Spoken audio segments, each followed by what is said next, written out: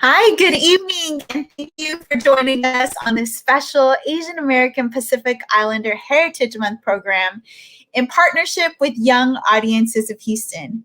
My name is Celeste, and I'm a librarian here at the Harris County Public Library System. Tonight, your eyes will be open to the rich cultural heritage of China through authentic Chinese dances. Last week, we learned about the 56 ethnic subregions in our dance workshop, and today you'll get to experience the beauty of the culture. Afterwards, please stay for a live Q&A with Janie Yao, who is with us tonight. Janie is an instructor for young audiences and director and co-founder of Dance of Asian America. Welcome back, Janie. Hi. Hi, how are you doing tonight? Really good, thank you. Great. Can you tell us a little bit more about what A Journey Through China is?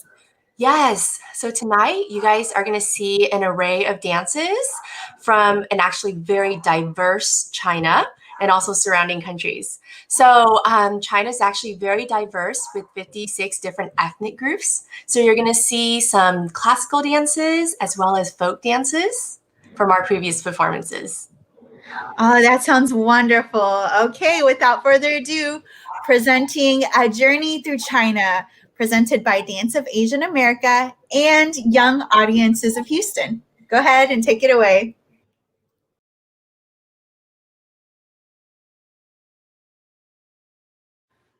Hi, everyone. My name is Janie Yao, and I'm the director of Dance of Asian America. For the next 20 minutes, I'm going to be your tour guide and take you on a journey through China. China has 56 different ethnic groups that differ in lifestyles, cultures, traditions, right down to the types of foods they eat and the clothing that they wear, and so much more. Many of these are reflected in the dances that you will see. Let's start with our first dance called Lantern Festival. Lanterns are often used to celebrate Chinese New Year. But why red lanterns? Well, the color red symbolizes good fortune and joy. Red lanterns are often hung outside of everyone's houses to ward off evil spirits and bad luck. Let's watch this dance called the Lantern Festival and keep an eye out for what comes at the end of the dance. I will be asking you.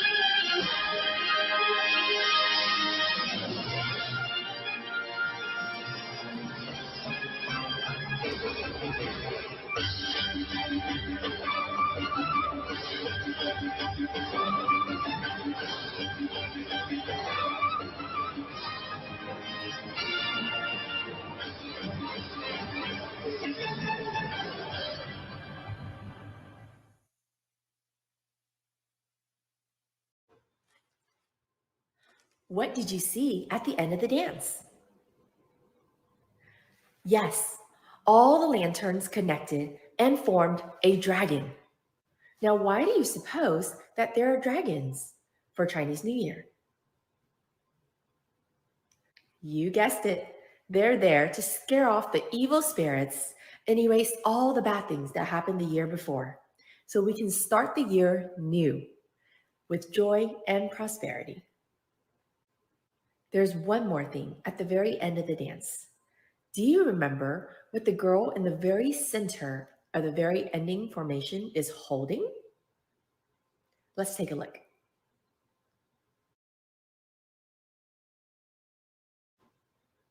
Yes, a flower. Flowers bloom and symbolizes a new beginning and the start of a new year. Speaking of blossoms, the next dance is called Peonies Blossoms. The peony flower is the national flower of China. It is often seen on antiques and decors. It is considered the king of the flowers. And in this dance, the blooming of the peonies are symbolized by beautiful silk fans. Watch this dance and the blossoming of beautiful peonies flowers.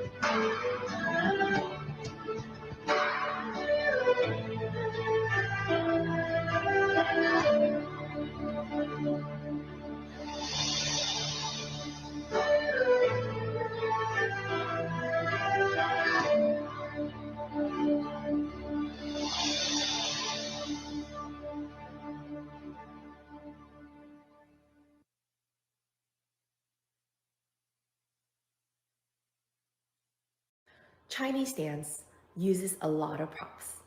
In addition to beautiful silk fans, Chinese dance also use weapons to show wartime chivalry, just like in the recent Disney Mulan film. She uses a spear in training and her father's sword in battle. Watch these amazing clips of our dancers depicting historical battles.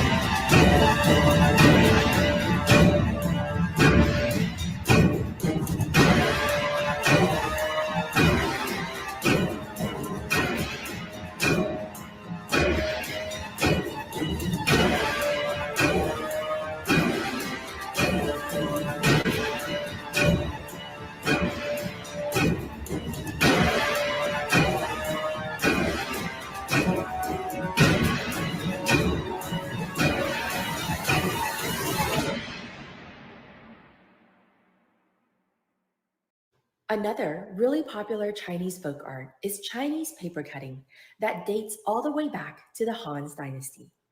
Chinese paper cutting literally translates to window flower, 剪窗花.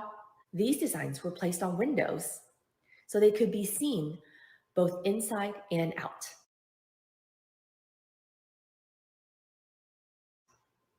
They were there to keep out the bad omens and bring good luck.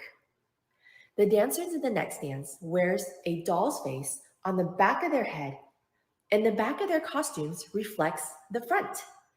So the audience actually sees them as a row of paper cut dolls, just like this. See if you can pick out this image in the next dance.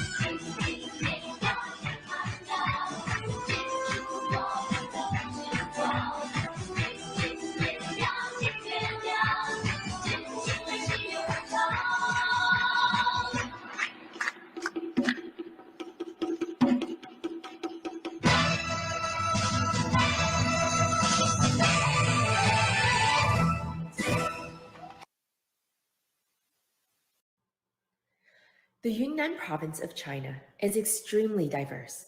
It has 25 of the 56 ethnic groups of China. One of the most prominent groups is called the Dais ethnic group. The Dai people live in an extremely tropical region with lots of rain and near the ocean.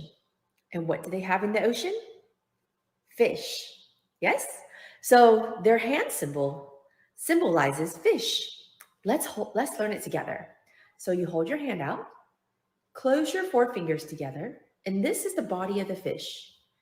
And your thumb is the fin. So you're kind of like Nemo. You have 1 fin. As I mentioned, this region is very tropical and has lots of rain. So the prop that you will see them using is an umbrella. Let's watch the beautiful ladies of Dai.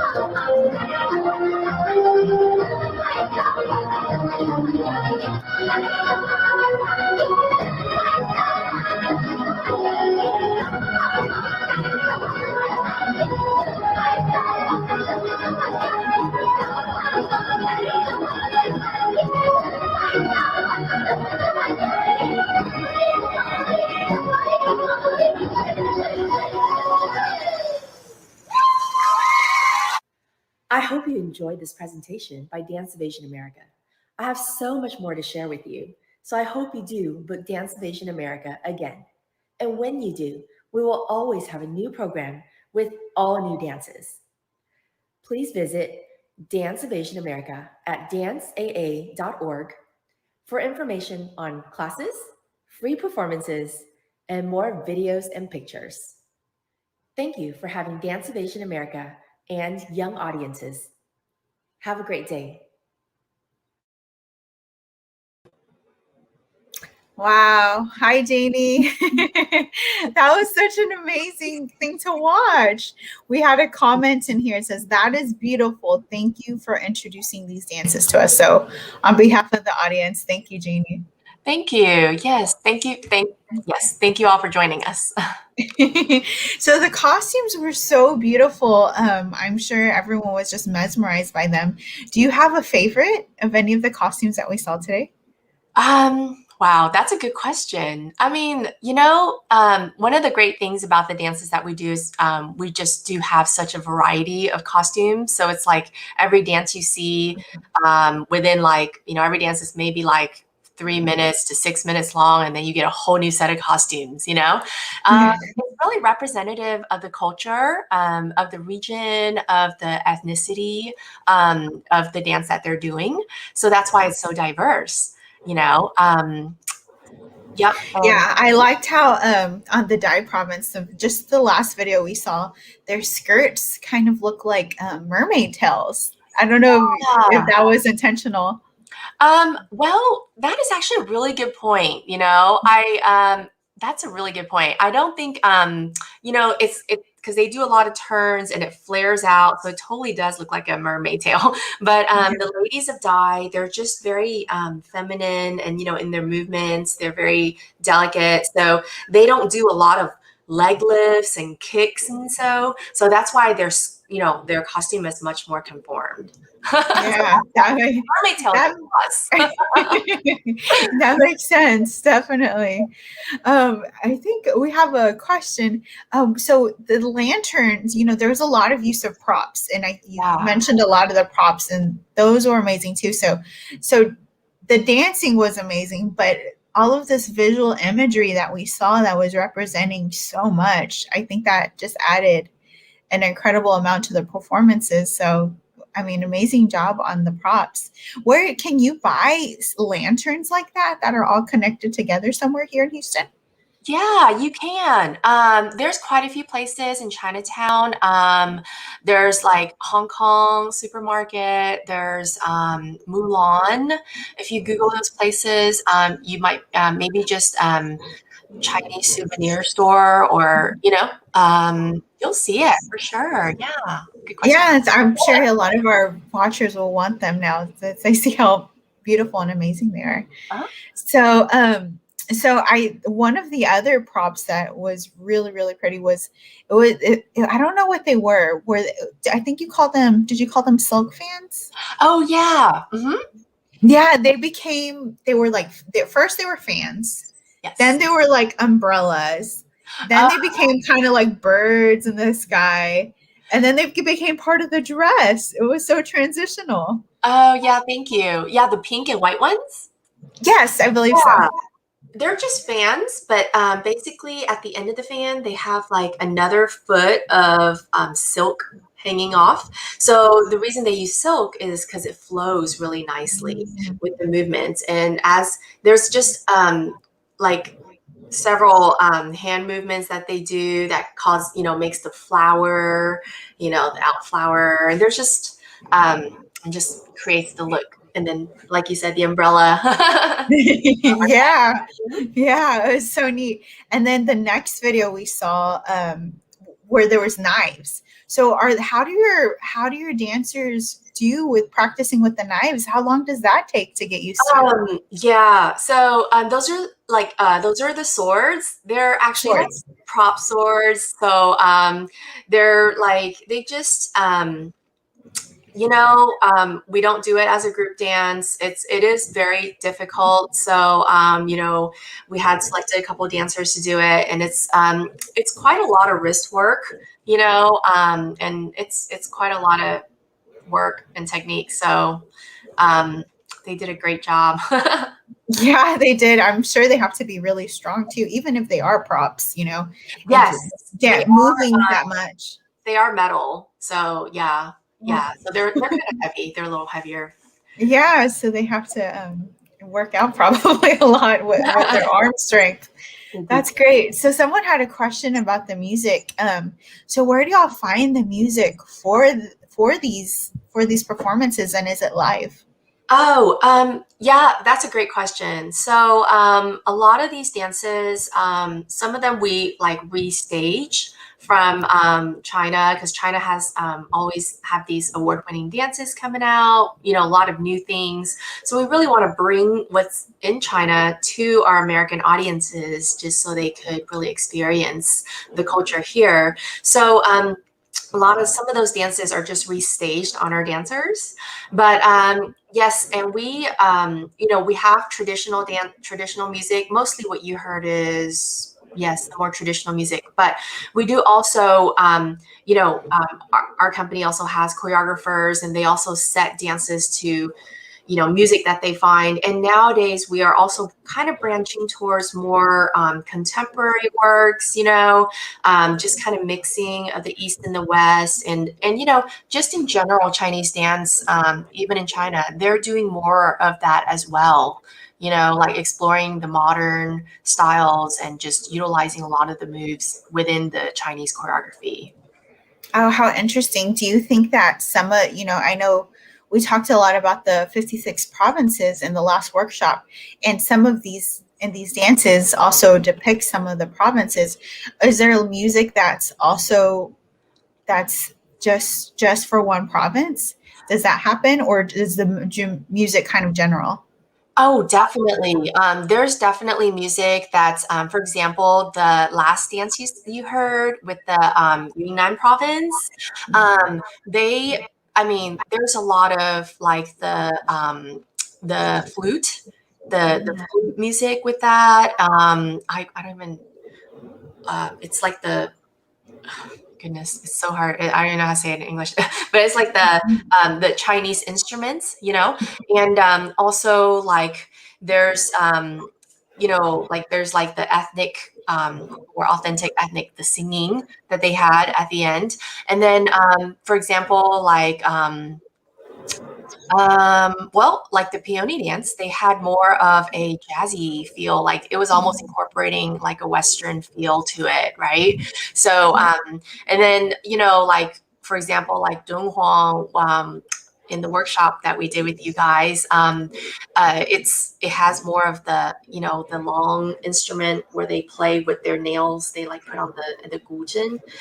So they have different instruments that kind of really are featured more in certain music from different areas of China. Wow, that's something that I never would have imagined. So many different styles of music that we heard and that we experienced today. And I'm sure there's just dozens and dozens of other types of styles that y'all dance to. That's wonderful. Yes. So diverse.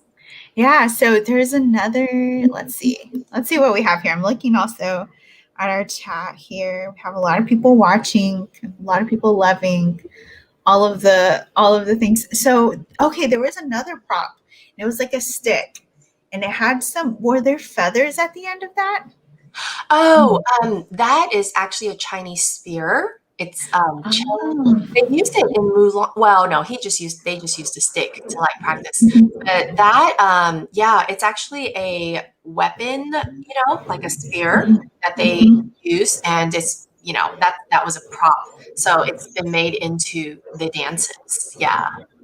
Sounds so interesting. So one of the dances there was it was paper art, which was I would have never thought you could get Dance out you of it, could right? make a dance with paper art. Yeah.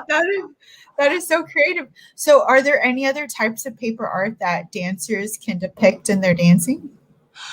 So Chinese paper cutting is like it's such a like it's really a art form that just started so long ago, and it's just I don't even think it's really practiced nowadays. I did my best to try to explain, because what they would do is put it on like these almost translucent paper, like in the olden days, and put it on their windows, so you can still see through the windows. You can see the light will transmit through the paper, and it'll light up the actual word or the symbol or whatever. And a lot of times, what they do is they'll I don't know if you guys know the 12 zodiacs, the Hmm. Chinese zodiacs. So in a particular year, they'll be like, oh, it's the year of the dragon. They'll like do the dragon, and so it's just it's interesting. It's almost like a dying art, really. You don't see it here at all. So it's kind of neat Yeah. about it. Let people know about it. Well, it's beautiful that y'all are bringing it back to life. So, and sharing it with us. This is how things get revived and, we pass it on. So we're so glad you're here with us. So where can we go to learn Chinese dance? So if any of our young watchers are watching, where can they go to learn this art form? Well, we do teach Chinese dance at our studio. It's DAA Dance Academy, and we are at Bel Air and Beltway 8, right inside the Beltway 8.